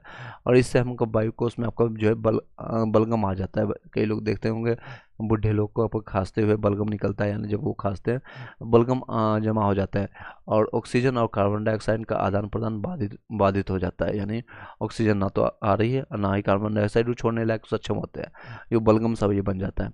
खासकर जब आपको जुकाम होगा या इस तरह की समस्या होगा तो इसमें आपका जो है लक्षण क्या होता है, तेज खांसी होता है, इसमें बुखार होता है, शरीर में ऑक्सीजन की कमी और अ, और सांस फूलना शुरू हो जाता है। कारण होता है स्ट्रेप्टोकोकस कोकस आपका जो होता है स्ट्रेप्टोकोकस निमोनिया आपको बैक्टीरिया को प्रभाव करता है। न्यूमोनी आपका बैक्टीरिया का प्रभाव करता है। स्ट्रेप्टोकोकस नोट करने वाली बात है, बच्चे और बुजुर्ग जो होता है निमोनिया से अधिक प्रभावित होते हैं। बच्चे और बुजुर्ग ये ज़्यादातर प्रभावित होते हैं। नेक्स्ट है इम्फाइसीमिया। आपका इम्फाइसीमिया जो होता है इम्फाइसीमिया मृत आपका मुख्य तौर पर आपको धूम्रपान के दौरान उत्पन्न होने वाली बीमारी है। इसमें हमारे वायुकोश में आपका निकोटीन का धुआं जो होता है, निकोटीन आप लोग को पता है जब लोग सिगरेट पीते हैं या फिर आपका बीड़ी पीते हैं या फिर किसी तरह का जो नशा करते हैं, इसमें आपका धुआं जो होता है मेनली रूप से या जिसको कहते हैं टॉर का जमा हो जाता है, जिससे हमारा जो होता है वायुकोश बाधित हो जाता है, वायुकोश जो है बाधित हो जाता है। इम्फीसिमिया जो होता है, इम्फीसिमिया का दीर्घकाल आपका कालीन प्रभाव क्या होता है, फेफड़े में कैंसर का प्रभाव हो जाता है। नेक्स्ट है श्वास से संबंधित तीसरा रोग जो है आपका सिलिकोसिस कहलाता है। सिलिकोसिस जो होता है कांच उद्योगों में जो है लगे मजदूरों में इस बीमारी की अधिक संभावना होती है। कांच उद्योग में और कोई मजदूर काम कर रहा है लंबे समय तक तो इसमें इससे बीमारी हो सकता है। हमारी वायुकोश में आपका सिलिका का मात्रा आ जाती है, कांच से सिलिका निकलता है और ये सिलिका का जमाव हो जाता है। नेक्स्ट है एब्स्टोसिस। एब्स्टोसिस क्या होता है, एस्बेस्टोसिस होता है। एस्बेस्टोसिस जो होता है, एस्बेस्टस जो आपका देखे होंगे कई लोग के जो आर्थिक रूप से कमजोर होते हैं तो एस्बेस्टस का छत बनाते हैं या फिर आपका जो एस्बेस्टस की कंपनी या कारखानों में जो काम करते हैं, एस्बेस्टस उद्योग में जो है आपका लगे मजदूरों में ये बीमारी होता है एस्बेस्टोसिस। इसी एस्बेस्टस का जो छत बनाया जाता है उसी से आपका ये निकला है। नेक्स्ट है बायोसिनेसिस। बायोसिनेसिस जो होता है कपास की खेती या कपास उद्योग में लगे लोगों में आपका रुई की यानी कॉटन के कण वायुकोश में जमा हो जाते हैं। जब आप सांस लेते हैं नाकों के द्वारा, सांसों के द्वारा, या जब वायुकोश में जाकर के जमा हो जाता है। बाकी बीमारी जो होता है नेक्स्ट चैप्टर में हम देखेंगे। कोविड-19 जो होता है या फिर टेक्निकल टीवी हो गया, ये सारे चैप्टर हम आगे पढ़ेंगे। नेक्स्ट है आपका नर्वस सिस्टम यानी मानव तंत्रिका तंत्र के बारे में चर्चा करते हैं। हमारा तंत्रिका तंत्र है जो कि न्यूरॉन से निर्मित होती है, जो शरीर के नियंत्रण और समन्वय यानी कि स्थापित करता है। शरीर में तंत्रिका तंत्र को 3 भागों में विभाजित किया जाता है। नर्वस सिस्टम जो है 3 भागों में डिवाइडेड है। सेंट्रल नर्वस सिस्टम, नेक्स्ट आपका जिसको कहते हैं इंग्लिश में हिंदी में केंद्रीय तंत्रिका तंत्र। नेक्स्ट है पेरिफेरल नर्वस सिस्टम, आपका इसको कहते हैं परिधि तंत्रिका तंत्र। नेक्स्ट है आपका ऑटोनोमस आपका नर्वस सिस्टम जिसको स्वायत्त आपका तंत्रिका तंत्र कहते हैं। पहले देखते हैं आपका सेंट्रल नर्वस सिस्टम के बारे में जिसके आपका काम करता है ह्यूमन ब्रेन, मानव मस्तिष्क, स्पाइनल कॉर्ड आपका जो है मेरुरज्जु जिसको आपका कहते हैं पीछे आपको पीछे हाथ डालकर देख सकते हैं मेरुरज्जु। आपका परिरिद्धि आपका जो है तंत्रिका तंत्र। पेरिफेरल आपका नर्वस सिस्टम आपका कार्नियल आपका नर्व होता है, कपालीय तंत्रिका। नेक्स्ट है आपका स्पाइनल नर्व होता है। नेक्स्ट आपका देखेंगे ऑटोनोमस आपका नर्वस सिस्टम आपका सिंपैथेटिक होता है, अनुकंपीय होता है। एंड नेक्स्ट आपका पारा सिंपैथेटिक होता है, पारा अनुकंपी होता है। नेक्स्ट आपका सेंट्रल नर्वस सिस्टम केंद्रीय तंत्रिका तंत्र आपका हमारे शरीर में तंत्रिका तंत्र का मुख्य भाग जिसमें मानव मस्तिष्क और मेरुरज्जु का शामिल होता है, स्पाइनल कॉर्ड आपका होता है। मानव मस्तिष्क में आपको देख सकते हैं इस तरह से आपका मानव मस्तिष्क होता है और ये आपका इस तरह से कार्य करता है। ये आपका मस्तिष्क हो गया, ब्रेन हो गया, इसमें ड्यूरामेटर होता है, एक्वायर वाटर होता है, पायरामीटर होता है, जैसे पाईमीटर जिसमें पाया जाता है पाईमीटर, इसमें 4 लेयर पाया जाता है। पहला आपका पाया जाता है ड्यूरामीटर, उसका नेक्स्ट आपका है एक्वावाइटर, उसका नेक्स्ट आपका पायामीटर होता है। इसको कहते हैं मैनी जीन्स जो पाया जाता है। मेनिनजीन जो होता है, मेनिजेंस जो होता है, और ये आपका जो कोड आपका जो छोटी छोटी जो आपका है द्रवों के जो देख सकते हैं लिक्विड फॉर्म में सेब्रोस्पाइनल आपका फ्लूइड आपको पाया जाता है। ये फ्लूइड जो आपको लिक्विड फॉर्मेट में जाए सेब्रोस्पाइनल फ्लूइड आपका होता है। ये आपका स्पाइनल कोड होता है। स्पाइनल कोड आपका जो मेरुरज्जु से जुड़ा हुआ पीछे आपको पीठ जो मेरुरज्जु से जुड़ा होता है। मानव मस्तिष्क जो होता है अत्यंत संवेदनशील अंग है, बहुत ज़्यादा आपका स्पाइन आपका संवेदनशील है। हाँ, यह हमारे शरीर के सभी अंगों पर अपना नियंत्रण यानी कि कंट्रोलर के रूप में स्थापित करता है।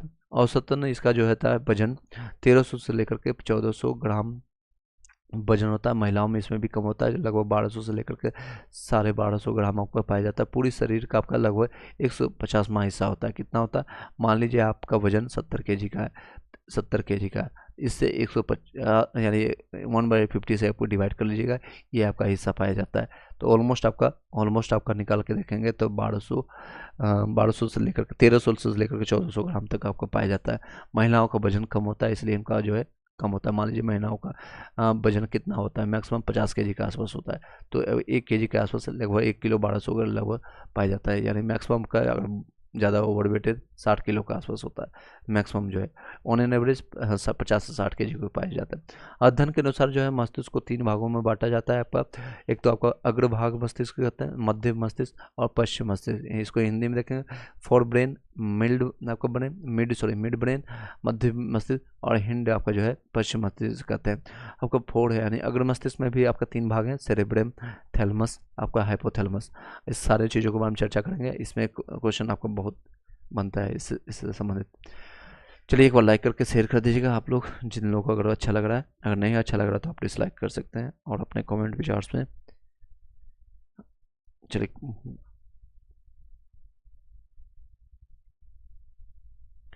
आगे कंटिन्यू करते हैं। मेरा मकसद रहेगा आपको ज़्यादा से ज़्यादा आपको कंटेंट प्रोवाइड करें कम समय में। चलिए देख सकते हैं, आपको मैंने बताया आपको। अब मैं आपका मिड ब्रेन के बारे में जानते हैं, मध्य मस्तिष्क। इसमें आपका सेरेब्रम आपका पैंकिक का तो पाया जाता है। नेक्स्ट कार्पोरा आपका कॉर्डिनल पाया जाता है। आपका पश्चिम मस्तिष्क में सेरेब्रम है, उसमें सेरेबेलम पाया जाता है। इसमें सेरेब्रम है और वो इसमें सेरेबेलम है। नेक्स्ट आपका मेडुला आपका जिसको कहते हैं मेडुला और पोन्स पाए जाते हैं। अब एक एक पॉइंट को हम दिखाते हैं आपको डायग्राम में।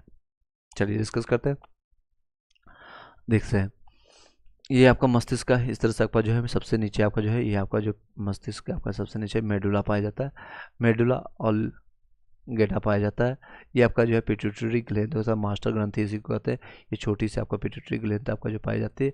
ये आपका मध्य मस्तिष्क है, बीच वाला जो आपका मध्य मस्तिष्क है। और ये आपका नेक्स्ट आपका फ्रंट लॉब आपका पाया जाता है, फ्रंट लॉब आपका पाया जाता है, पॉली जो पाया जाता है। ये आपका सेरेब्रम है, सेरेब्रम ऊपर का जो लेयर होता है इसको सेरेब्रम कहा जाता है। ये पेराटाइल लोब होता है, पेराटाइल लोब आपका अंदर में पाया जाता है। उसके बाद ये आपका है टेम्पोरल होगा, टेम्पोरल आपको पाया जाता है। फोर्थ आपका ऑक्सीपिटल इसमें पाया जाता है, ऑक्सीपिटल इसको कहते हैं। थैलमस आपका जो है, थैलमस आपका छोटी सी आपका ग्रंथि, ये पिट्यूटरी ग्लैंड और इसके बीच में पाया जाता है। ये आपका सेरेब्रम है, आपका नीचे का ये जो भाग है मस्तिष्क के नीचे का जो पीछे का जो भाग होता है। नेक्स्ट हाइपोथैलेमस, ये आपको हाइपोथैलेमस है। चलिए आगे कंटिन्यू करते हैं। अग्र मस्तिष्क के बारे में चर्चा करते हैं। सेरेब्रम आपका प्रमस्तिष्क होता है, प्रमस्तिष्क यह मस्तिष्क का सबसे बड़ा भाग होता है। ये आपका 2/3 हिस्सा लगभग 66% आपका ये हिस्सा पाया जाता है, 66.6% आपका पाया जाता है। 2/3 ये आपका जो होता है सबसे बड़ा सेरेब्रम। आपका सेरेब्रम मैंने बताया आपको, ये वाला हिस्सा आपका जो सेरेब्रम सेरेब्रम इधर मैंने आपको बताया। ये आपका हिस्सा जो है आपका सेरेब्रम है, आपका ऊपर का हिस्सा जो आपको पाया जाता है ये 66% होता है। ये आपका गुंबद आकार का होता है, गुंबद आकार का होता है, इस तरह से आपका गुंबद आकार का होता है। चलिए और ये जो होता है सेरेब्रम का कार्य क्या होता है? स्मृति करना, आपके माता पिता या फिर जो भी आपने शिक्षा ग्रहण किया उसको याद रखने का काम करता है। नवाचार इनोवेशन करने का काम करता है। तर्क शक्ति यानी रीजनिंग करने के लिए काम करता है। खट्टी मीठी यादें करने के लिए, स्वस्थ बातचीत याद रखना, शरीर का बैलेंस करना, ये थैलेमस का काम, सेरेब्रम का काम है। विभिन्न प्रकार की संवेदनाएं जैसे कि स्वाद, गंध, देखना आदि का याद रखना, इसको संवेदनाओं को जानना पहचानना, ये सारा काम इसका सेरेब्रम का। फिर से बताते हैं, सेरेब्रम, सेरेब्रम सोशल स्मृति याद रखेगा, और नवाचार, तर्क शक्ति, खट्टी मीठी यादें, स्वास्थ्य, बातचीत याद रखना, शरीर का बैलेंस और आपका विभिन्न प्रकार की संवेदना और क्या, जैसे कि आपका स्वाद, खट्टा, गंध, आपका कई लोग होते हैं सुगंध से पहचान लेते हैं, अरे ये तो मेरी वाली है, लाल वाली, पीली वाली, हरी वाली, या फिर देखना, ये सारी चीज़ें हैं, इसमें आपका सेरेब्रम आपका काम करता है। नेक्स्ट है नोट करने वाली, ये दो भागों में आपका बटा होता है, देख सकते हैं आपका दो भागों में ये बटा होता है, और ये दाहिना जो है सेरेब्रम होता है हमारे शरीर के बाएं भाग को नियंत्रित करता है, उल्टा करता है। जब कभी जो है हमारा मस्तिष्क का जो दो भाग होता है, जब कई लोग मांग फाड़ते होंगे, महिलाएं खासकर, ये जो तेरे नाम वाला आप देखे होंगे सलमान खान का, जो है इस तरह का जो भाग होता है, यहाँ से लेकर के यहाँ तक का, इस तरह का जो होता है मस्तिष्क का ये वाला भाग, दो भाग होता है।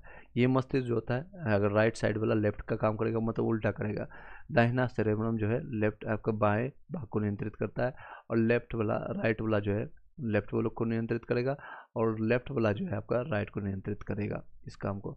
तो इसलिए नेक्स्ट बायो सेरेब्रम जो है शरीर के दाहिने भाग को नियंत्रित किया है। अगर इसका आपको प्रैक्टिस करना है, आपको दोनों आपको सेरेब्रम यानी कि दोनों मस्तिष्क आपको कार्य करना है, तो एक दिन आप लेफ्ट हैंड से ब्रश कीजिए, दूसरे दिन आप राइट हैंड से ब्रश कीजिए, तो आपका दोनों सेरेब्रम यानी कि दोनों आपका मस्तिष्क एक्टिवेट रहेगा। सेरेब्रम कुछ 4 आपका लोब होता है, इसमें लोबी पॉली जो होते हैं आपका। नेक्स्ट है फ्रंटल पॉली, जिसको कहते हैं स्वस्थ बातचीत संवाद करने के लिए होता है। फ्रंट आपका जो होता है फ्रंट लोबी आपका जो है फ्रंट, इस तरह से जो आपको फ्रंट वाला जो है आपका मस्त जो होता है आपका स्वस्थ बातचीत करने के लिए, मेमोरी करने के लिए, एनपेशीय संतुलन के लिए जाने जाते हैं।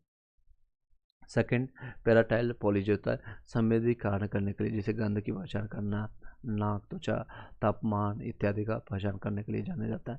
थर्ड आपका टेम्पाइडल पॉली होता है संवेदी कार्य करने के लिए, आवाज़ सुनना, पहचानना, स्वाद पहचानना, यानी कान, जिह्वा, इन सारी चीज़ों का यूज करते हैं हम, इसी सारी चीज़ें टेम्पाइडल पॉली से आपको जानते हैं। नेक्स्ट है ऑक्सीपिटल के, यानी देखना, विजिबिलिटी, ये सारी चीज़ें ऑक्सीपिटल से करते हैं। थैलेमस के बारे में जानते हैं, थैलेमस आपका देख सकते हैं आपका। चलिए, आई होप कि आप सभी लोग को रिवाइज हो पा रहा होगा अच्छे से ढंग से। यस नो में भी आप जरूर बताइएगा कमेंट बॉक्स। आप कई लोग सिर्फ सुनते रहते हैं, सिर्फ सुनते रहते हैं, आई डोंट नो व्हाई। चलिए थैलेमस के बारे में जानते हैं। थैलेमस, थैलेमस ये लगभग आपका ग्रंथिनुमा आपका रचना होता है। यह तापमान और आपका दाब यानी प्रेशर और टेम्परेचर को लिए जिम्मेदार होता है। टेम्परेचर और प्रेशर, कई लोग का प्रेशर बढ़ जाता है तो भागते हैं, और टेम्परेचर बढ़ने के बाद आपको फीवर या फिर आपका गुस्सा आना, ये सारी चीज़ डिपेंड करता है। हाइपोथैलेमस के बारे में चर्चा करता है। पिट्यूटरी ग्रंथि एक ये ठीक पास होता है, ये पिट्यूटरी ग्रंथि के ठीक पास होता है हाइपोथैलेमस। पिट्यूटरी ग्रंथि आपका जो है यहाँ पर आपका, यहीं पर आपका पाया जाता है हाइपोथैलेमस आपका, इस तरह से हाइपोथैलेमस आपका पाया जाता है। ठीक है, और ये आपको थैलेमस के बारे में मैंने आपको बता दिया, थैलेमस का भी चर्चा किया। चलिए टेम्परेचर प्रेशर आपको जो है आपका दाब और तापमान और आपका दाब के लिए जिम्मेदार होता है, और ग्रंथि जो होता है लगभग ग्रंथिनुमा होता है। नेक्स्ट है पिट्यूटरी ग्लैंड हो जाता है ग्रंथि के पास, ठीक होता है। ये हाइपोथैलेमस के कार्य क्या होता है, तापमान का निर्धारण करना, यानी लीवर भी में जो है लीवर भी तापमान का निर्धारण करता है, जल संतुलन करना, अम्ल और क्षार का संतुलन करना, भूख और प्यास को लगना, प्यार और घृणा यानी लव और हेट का जो है ये संकेत करता है। हाइपोथैलेमस ग्रंथि का कारण ही कई लोग का प्यार कर पाते हैं, नफरत कर पाते हैं, इन सारे रीजन्स के कारण। ने आपका सेक्स आपको जो है आपका सेक्स आपको जो है जिसको लिबी आपका लविडो जिसको कहते हैं, लिविडो जिसको कहते हैं, मतलब कि किसी प्रिय व्यक्ति को देख करके शरीर में सनसनी उत्पन्न होना, ये सारी चीज़ें हैं सेक्स हार्मोन का आपका एक्टिवेट करना, ये आपका हाइपोथैलेमस का काम है। हाइपोथैलेमस पिट्यूटरी ग्रंथि पर अपना नियंत्रण स्थापित करता है, जबकि पिट्यूटरी ग्रंथि अन्य आपका ग्रंथि पर अपना नियंत्रण स्थापित करता है। हाइपोथैलेमस जो होता है नियंत्रण करता है पिट्यूटरी ग्रंथि को, इसी के बगल में रहता है, ये देख सकते हैं आपका, ये पिट्यूटरी ग्रंथि है, मास्टर ग्रंथि जिसको कहते हैं, और यहाँ पर आपका हाइपोथैलेमस है। हाइपोथैलेमस इसको आपका ग्रंथि आपको जो मतलब नियंत्रण करने की कोशिश करता है। पिट्यूटरी ग्रंथि नियंत्रित करता है इसको, और ये नियंत्रण करता है आपका जितने भी अदर ग्रंथियाँ हैं, जैसे कि आपका अप्रत्यक्ष आपका जो है सभी आपका ग्रंथि पर नियंत्रण करता है, इनडायरेक्ट रूप से आपका सारे ग्रंथि पर। नेक्स्ट मध्य मस्तिष्क के बारे में चर्चा करेंगे। आपका इसका मुख्य कार्य होता है देखना और सुनना, देखना और सुनना। मध्य मस्तिष्क होता है आपका जो है मस्तिष्क और मेरुरज्जु को आपस में जोड़ता है। मस्तिष्क और मेरुरज्जु आपको जो पीछे का जो भाग होता है इसमें आपको जोड़ने का काम करता है। मस्तिष्क आपका ये जो भाग होता है और ये आपका मेरुदंड जो है आपका मेरुरज्जु यानी इसमें जुड़ने का काम करता है मेरुरज्जु। चलिए, शॉर्ट टर्म होता है, मेमोरी के लिए जिम्मेदार होता है। इसमें आपका शॉर्ट टर्म जो गजनी बन जाता है और मेमोरी के लिए भी जिम्मेदार इसको कहते हैं। या मध्य मस्तिष्क होता है शॉर्ट टर्म। देखते होंगे जो भी जितना भी तेरे नाम बना है या गजनी बनाया है आमिर खान, सलमान खान, सभी यही आपका लड़कियों के कारण मार खाने के बाद इसका आप जो है मध्य मस्तिष्क ही टूटा था। तेरे नाम में भी और गजनी में भी यहीं पर लड़कियों का कान टूटाने के कारण इसका मध्य मस्तिष्क काम करना बंद कर दिया था, शॉर्ट टर्म हो गया था, मेमोरी लॉस हो गया था। नेक्स्ट है पश्चिम मस्तिष्क। पश्चिम मस्तिष्क जो है आपका सेरेबेलम के बारे में जानेंगे। अनुमस्तिष्क जिसको कहते हैं, तितली के आकार की संरचना और सेरेब्रम के बाद दूसरा सबसे बड़ा भाग होता है। ये सेरेब्रम के बाद ये दूसरा सबसे बड़ा भाग होता है। इसकी भी डायग्राम देख सकते हैं। इसको थोड़ा क्लीन कर देते हैं। चलिए, क्लीन कर दिए। सेरेब्रम के बाद ये दूसरा सबसे बड़ा भाग होता है सेरेबेलम। सेरेब्रम ये आपको देख सकते हैं, ये वाला भाग सबसे बड़ा था मैंने बताया। उसके बाद आपका सबसे बड़ा आपका सेरेबेलम ये पाया जाता है। नीचे आपका ये आपका छोटी जिसको कहते हैं छोटा दिमाग। देहाती भाषा में, गाँव देहात में आपने सुना होगा जब किसी बच्चे को पीछे में मारते हैं तो कहता है यार छोटे दिमाग में मत मार, नहीं तो। चलिए आगे इसके बारे में चर्चा करते हैं। सेरेबेलम जो होता है पश्चिम मस्तिष्क होता है, यानी मस्तिष्क कहलाता है। ये तितली के आकार का होता है। तितली का आकार किस तरह से होता है? इस तरह से होता है, लगभग इस तरह का आकार का होता है। और सेरेबेलम के बाद ये दूसरा सबसे बड़ा भाग होता है सेरेब्रम का। सेरेबेलम जो होता है अंतः कान के साथ मिलकर के हमारे शरीर में संतुलन स्थापित करता है। सेरेबेलम जो होता है कान के साथ मिलकर के हमारे शरीर में संतुलन स्थापित करता है। आपका नृत्य के दौरान जो है विभिन्न भाव, जितने भाव भंगिया दिखाना, ये सारे इसी का काम है। बहुत पतली जगह और रस्सी का पर चलना होता है, इसी पर डिपेंडेंट करता है। यानी पतली जगह पर यानी रिस्क वाला काम चलना। कई बच्चों को देखे होंगे आपने आते जाते ट्रेन, बस, इन सभी में इन सारी जगह यूज होते हैं। नेक्स्ट जानते हैं नई चीज़ों को सीखने के लिए आपका सेरेबेलम जो होता है एल वाला सेरेबेलम मुख्य भूमिका निभाता है। कार चलाना, तबला, हारमोनियम सीखना, इन सारी जगह, या अभी बायोलॉजी जो फर्स्ट टाइम पढ़ रहे होंगे तो आपका सेरेबेलम एक्टिवेट हो रहा होगा। सेरेबेलम शरीर के उन अंगों का नियंत्रण स्थापित करना जो कि ऐच्छिक होती है, जैसे कि आपका हाथ, पैर, गर्दन आदि को नियंत्रित करना इसी का काम होता है। शराब पीने के बाद यह नियंत्रण कमज़ोर हो जाता है, यानी पूरी तरह से खो जाता है। और मेडुला, उसके बाद नेक्स्ट पढ़ेंगे मेडुला। आई होप कि यहाँ तक समझ आया होगा।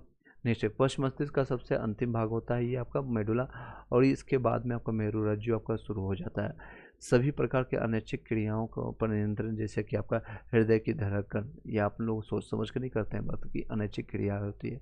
हृदय की धड़कन हो गया, हिचकी आना आदि, या फिर फेफड़े की आपका कार्य प्रणाली, पाचन क्रिया, किडनी, भोजन निगलना, पलक झपकाना, ये सारे कारण जो होता है किसके थ्रू होता है? तो ये आपका काम होता है मेडुला के थ्रू होता है, जिसको कहते हैं ऑब्लिगेटा कहते हैं इंग्लिश में, ऑब्लिगेटा। ये सभी काम होता है आपको पश्चिम मस्तिष्क का सबसे अंतिम भाग होता है। नोट करने वाली बात है, इंपॉर्टेंट बात, जब कोई व्यक्ति कोमा में चला जाता है तो ऐसी स्थिति में हमारा मेडुला जो होता है ऑब्लिगेटा काम करना बंद कर देता है। ऐसी स्थिति में शरीर के सभी अनैच्छिक कार्य जो होता है मेरुरज्जु यानी स्पाइनल कोड के द्वारा होता है। स्पाइनल कोड जिस तरह से देख सकते हैं, ये आपका स्पाइनल कोड मेरुरज्जु जिसको कहते हैं, इस तरह से बना होता है। पोन्स बाद में पढ़ेंगे, पोन्स हम पढ़ते हैं अगर नेक्स्ट लेक्चर में, देख सकते हैं पोन्स। ये भी पश्चिम मस्तिष्क का भाग होता है। ये कई प्रमुख आपका कार्य करता है, जैसे कि आपका संवेदी अंग जिसको एक्टिवेट करता है। संवेदी अंग को अगर आपका मस्तिष्क और पश्चिम मस्तिष्क को संपर्क करता है। स्पाइनल कोड होता है, स्लीप साइकिल होता है को रेगुलेट करता है, कितने बजे सोना है, कितने बजे जगना है, कितने बजे भूख लगना है, ये सारे आपका काम करता है। पोन्स का काम होता है सांस लेने की प्रक्रिया को नियंत्रित करता है, रात्रि में सपने देखने का नियंत्रित करता है, फेशियल एक्सप्रेशन चेहरे का अभाव को नियंत्रण करना। अल्फा नेक्स्ट है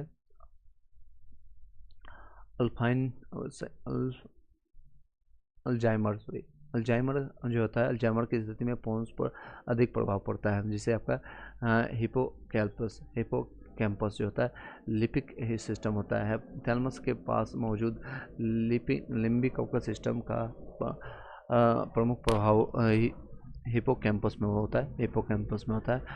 इससे आपका मस्तिष्क का आपका जीपीएस कहा जाता है। मस्तिष्क का जीपीएस किसको कहते हैं?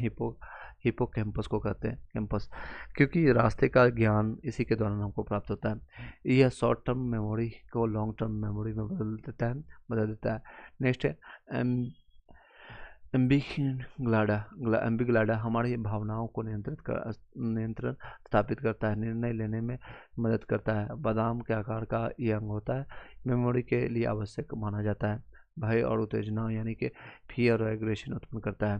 नेक्स्ट है स्पाइनल कॉर्ड, मेरुरज्जु, और ये आपका लास्ट रहेगा। इस तरह से देख सकते हैं, ये आपका इसमें मेरुरज्जु था जो कि 1 से 2 सेंटीमीटर का था, और ये टोटल देखेंगे तो 40 से 42 सेंटीमीटर का होता है। मेरुरज्जु आपका रस्सी नुमा होता है, खोखली होती है, आपका रचना आपका देखेंगे रचना पाली जो है आपका खोखली जो होता है रचना वाली आकृति है, जो कि वयस्क होने पर आपका लगभग 40 से 42 सेंटीमीटर लंबी होती है और 1 से 2 सेंटीमीटर आपको मोटी पाई जाती है। मोटाई जो होता है 1 से 2 सेंटीमीटर। यह हमारी रीढ़ की हड्डी के साथ जो होता है बीचों बीच में यह मौजूद होती है। इनमें जो होता है सेरेब्रम स्पाइनल जिसको फ्लूइड पाया जाता है, जो इसी सुरक्षा और पोषण के लिए आवश्यक होता है। मेरुरज्जु का मुख्य कार्य होता है रिफ्लेक्स एक्शन, जो होता है प्रत्यावर्ती क्रिया पर नियंत्रण स्थापित करना। प्रत्यावर्ती क्रियाओं के दौरान हम अत्यंत तीव्र प्रतिक्रिया कर देते हैं। 120 से 130 मीटर पर सेकेंड तेजी से हम कार्य करना शुरू करते हैं, जैसे कि कांटा निकालना। कांटा अगर कोई पड़ गया तो कांटा निकालने, या फिर कोई सुई डंक इस तरह से पड़ता है तो इस तरह तुरंत हम रिएक्ट करते हैं। इसका स्पीड कितना होता है? 120 से लेकर के 130 मीटर पर सेकेंड होता है, यानी पर सेकंड 130 मीटर का हम इसमें रिएक्ट करते हैं। निम्नलिखित क्रियाओं जो है प्रत्यावर्ती क्रियाओं से आती है। कांटा चुभना, शरीर में जलने पर आपका तत्काल आप प्रतिक्रिया करते हैं, जैसे आपका हाथ आग में चला गया तुरंत हम भगाते हैं अपने हाथ को। मनपसंद आपका खाद्य को वो सामने आने पर मुंह में लार आना, सांप या शेर या बाघ देख करके आपका जो बाघ जो है यानी जितने भी जिससे हमको और सुरक्षा ना हो देख करके तत्काल पीछे हटना, धूप में से अचानक आपका अंधेरे में आने पर आपका ना दिखना, ये फिजिकल वाला आपको होता है। नेक्स्ट है ठंड आने पर आपका कब कभी आना, ये सारे रीजन है। नेक्स्ट आपका पेरिफेरल नर्वस सिस्टम, इसका नेक्स्ट टॉपिक में कंप्लीट करेंगे। इतना तक आपका हो चुका है, लगभग आपका 80% आपका कंप्लीट हो गया, 20% और बचा है बायोलॉजी। आने वाले समय में हम कंप्लीट करा देंगे। I soon as possible. Thank you so much, have a nice day.